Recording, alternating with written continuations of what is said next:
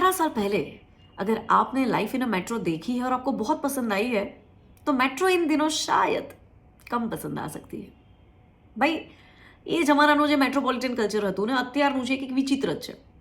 अब तो हर शहर में मुझे ऐसा लगता है जैसे मेट्रो आ गई है, हर स्टेशन पे एक नई कहानी मिलती है। बस उस कहानी में इतने बेहतरीन गाने नहीं मिलते हैं। जमाना लगे હોય કે પછી દિલ કા ક્યા, ઓહો ગીતો આવે એટલે એમ થાય કે આંખ બંધ કરીને છે ને આ સંગીતમાં આપણે ડૂબી જઈએ। પ્રીતમદાનું મ્યુઝિક અદ્ભુત છે।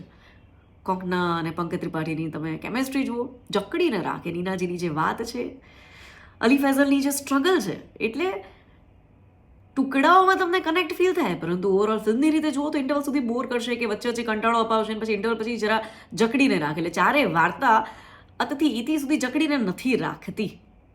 વાત ગમી, વાર્તા ના ગમી, ગીત અને સંગીત અદ્ભુત લાગ્યા, પણ ક્યાંક ને ક્યાંક આપણે લાઈફ ઇન અ મેટ્રો જોયેલી છે ને એટલે એવું થયા કરે કે ના યાર પેલી વધારે સારી હતી। સો એ ભાવના તમારી સાથે જોડાયેલી રહેશે। ભલે લોકો એને 4 સ્ટાર અને 5 સ્ટાર આપ્યા છે, પરંતુ જે લોકો એને આ રેટિંગ આપી રહ્યા છે એ તો ટિપિકલ મેટ્રો સિટીમાં રહીએ છીએ। આપણે તો અમદાવાદીઓ હજી પણ અમદાવાદને મેગા સિટીની રીતે જ જોઈએ છીએ કે પછી સુરતને એ રીતે જ જોઈએ છીએ।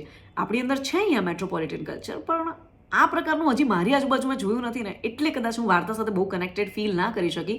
મને નથી ગમી એવું નથી, પરંતુ મને બહુ નથી ગમી। તમને કેવી લાગી ચોક્કસથી કહેજો, અને હા તમારું ફેવરિટ સોંગ પણ કહેજો।